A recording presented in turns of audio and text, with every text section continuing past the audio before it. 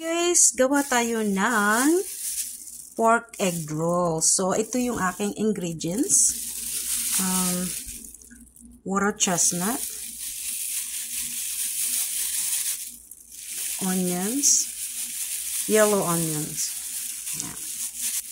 and scallions.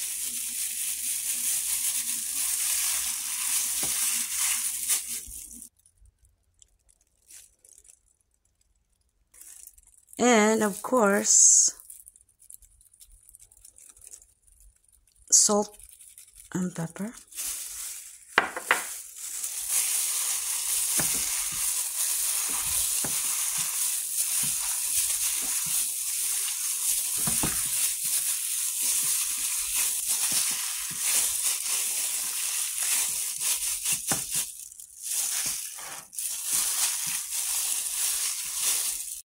And of course guys, 'di ba, pag may itlog, mas masarap lalo itong pork egg roll.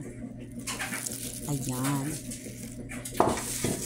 Halo-halo uli.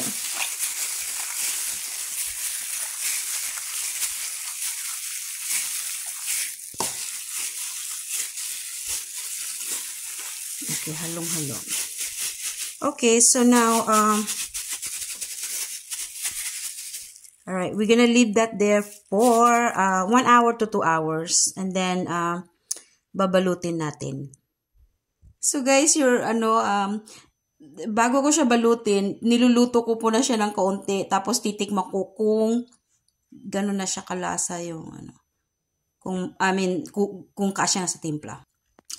So ayun guys, okay na yung timpla. Kaya pwede na nating balutin.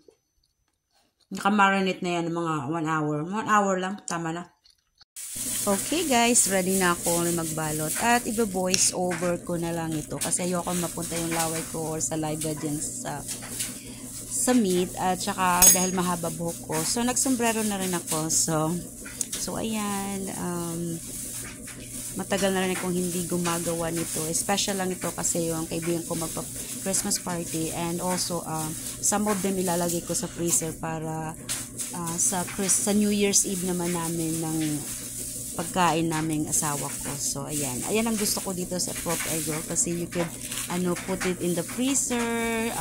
Tapos, anytime na gusto mo magluto, ay kukuha ka na lang. At saka ang ginagawa ko, nilalagay ko sa ziplock ng 5 or 6 pieces para kung yung kaya mo lang kainin, yun ang ilalabas mo, di ba? Ganon din ba kayo?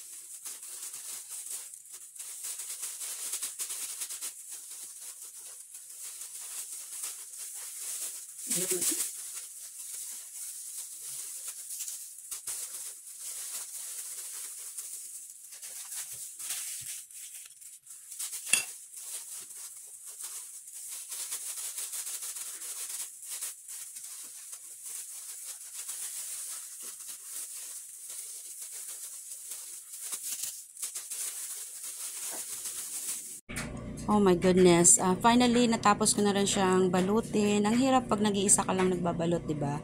But anyway, it's worth it kasi masarap 'yan bukas.